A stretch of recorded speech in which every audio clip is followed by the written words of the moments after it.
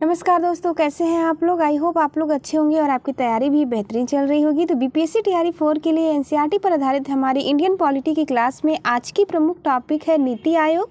आज हम 2 topic complete करने वाले हैं, नीति आयोग एंड निर्वाचन आयोग। आपको बता दें कि आपके एग्जाम के लिए बेहद इंपॉर्टेंट है, इससे प्रश्न एग्जाम में बार बार पूछे जाते हैं।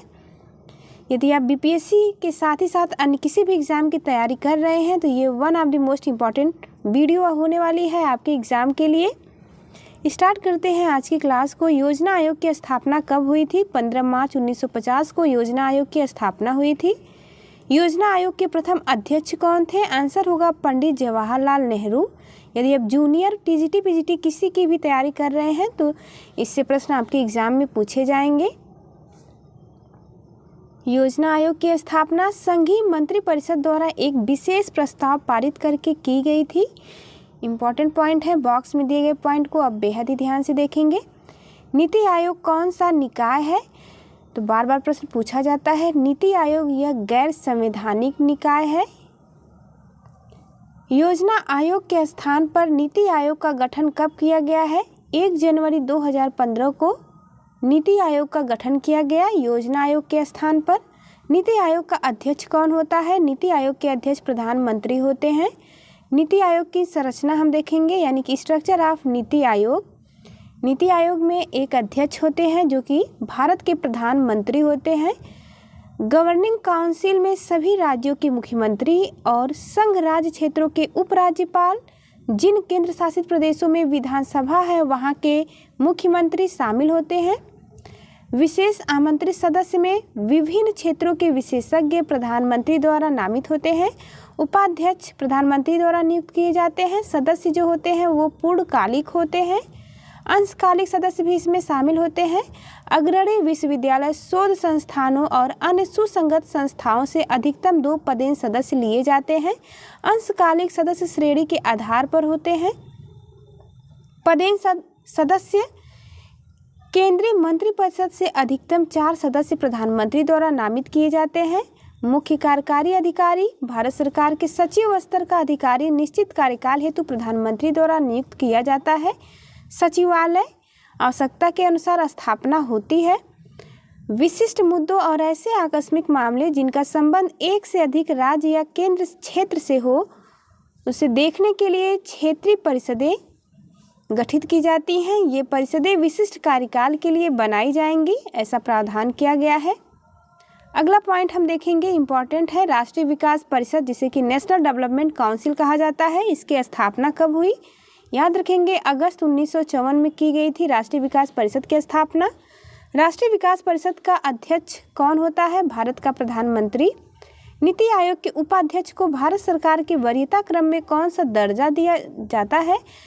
तो भारत सरकार के कैबिनेट मंत्री के समान दर्जा प्राप्त है नीति आयोग के उपाध्यक्ष को।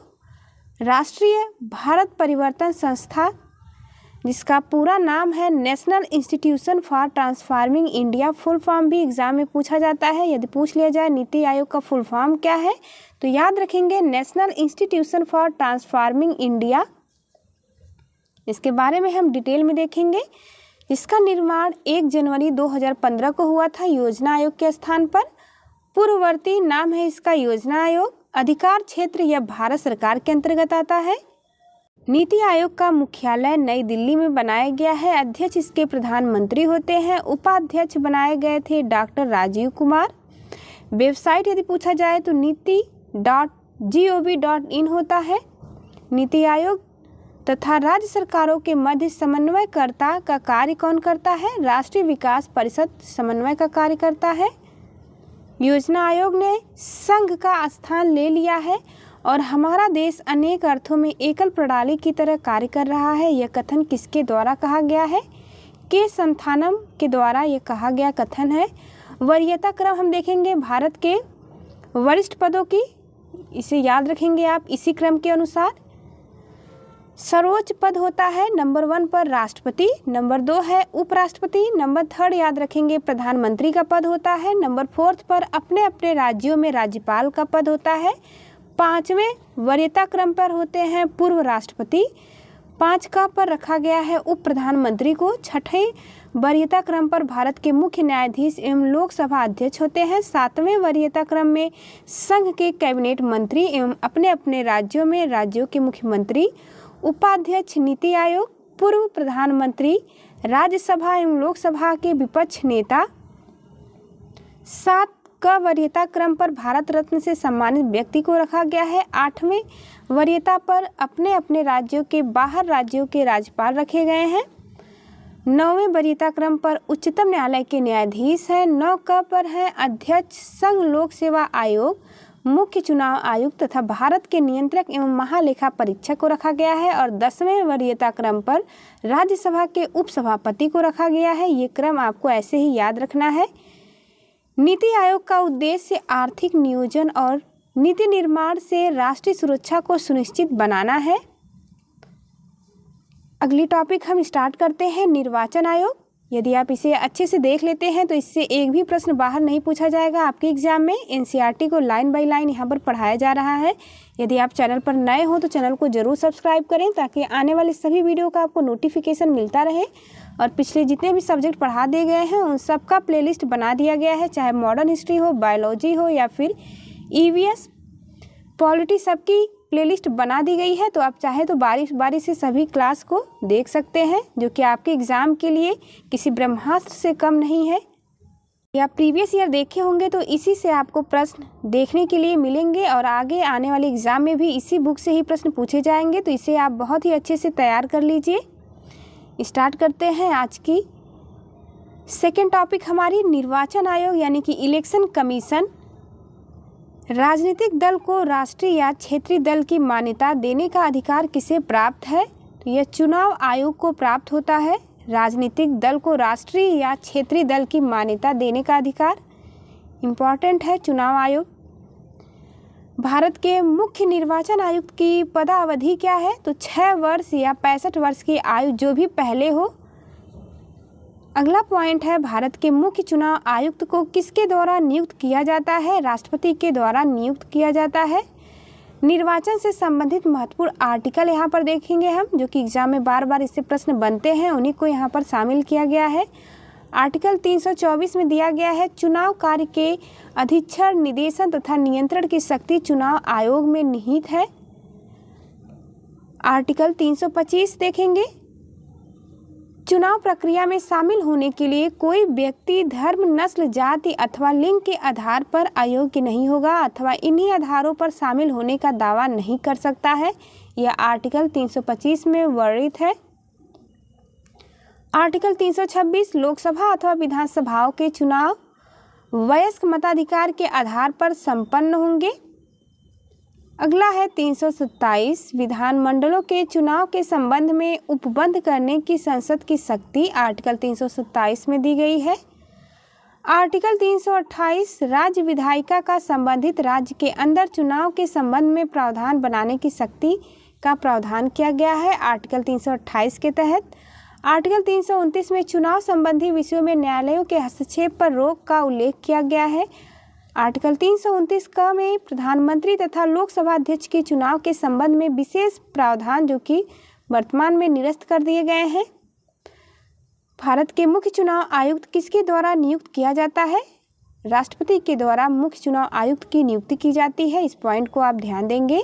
आंतरिक दलीय लोकतंत्र का उपयोग कहाँ होता है? दल के आंतरिक चुनाव हेतु, जो दल के पदाधिकारियों के चयन हेतु समय समय पर होता है। किस अनुच्छेद के अंतर्गत भारत के निर्वाचन आयोग का प्रावधान किया गया है? अनुच्छेद 324 के अंतर्गत किया गया है। अगला पॉइंट हम देखेंगे, मुख्य चुनाव आयुक्त को किस प्रकार उसके पद से हटाया जा सकता है? तो संसद के दोनों सदनों के सदस्यों द्वारा 2/3 बहुमत से प्रमाणित कदाचार के आधार पर मुख्य चुनाव आयुक्त को पद से हटाया जा सकता है। राष्ट्रपति का चुनाव किसके द्वारा संचालित किया जाता है? आंसर याद रखेंगे, भारत के निर्वाचन आयोग के द्वारा राष्ट्रपति का चुनाव संचालित होता है। 61वें संविधान संशोधन 1989 के अंतर्गत मतदान की न्यूनतम आयु 21 वर्ष से घटाकर 18 वर्ष कर दी गई है। मोस्ट इम्पॉर्टेंट लगाएंगे इस पॉइंट पर, एग्जाम में इससे प्रश्न बार बार पूछे जाते हैं। 21 वर्ष से घटाकर 18 वर्ष की आयु किस संविधान संशोधन के द्वारा किया गया? तो याद रखेंगे 61वें संविधान संशोधन। सांसदों की अयोग्यता संबंधी विवाद पर कौन निर्णय देता है? निर्वाचन आयोग के परामर्श से राष्ट्रपति निर्णय देते हैं। संसद द्वारा किस व्यक्ति को चुनाव लड़ने के लिए अयोग्य करार दिया जाता है? न्यायालय द्वारा अपराधी घोषित किए गए व्यक्ति को। अगला पॉइंट है, भारत में मताधिकार और निर्वाचित होने का अधिकार किस प्रकार का है? विधिक अधिकार होता है भारत में मताधिकार और निर्वाचित होने का अधिकार। अगला पॉइंट हमारा, राजनीतिक दलों को सर्वप्रथम संवैधानिक मान्यता किस वर्ष प्रदान की गई? वर्ष 1985 में राजनीतिक दलों को सर्वप्रथम संवैधानिक मान्यता प्रदान की गई। आनुपातिक प्रतिनिधित्व की आवश्यकता किस देश में नहीं होती है? जहां द्विदलीय प्रणाली प्रचलित होती है वहां पर। दिनेश गोस्वामी समिति का संबंध किससे है? लोकसभा के चुनाव के सरकारी निधियों से संबंधित है दिनेश गोस्वामी समिति। किसी भी राजनीतिक दल को मुख्य विपक्षी दल की मान्यता प्राप्त करने हेतु उसके पास सदन के कम से कम 10% सदस्य होने चाहिए। निर्वाचन आयोग को किस वर्ष 3 सदस्यीय आयोग बनाया गया? तो वर्ष 1989 से लेकर के 1993 में बनाया गया है 3 सदस्यीय आयोग।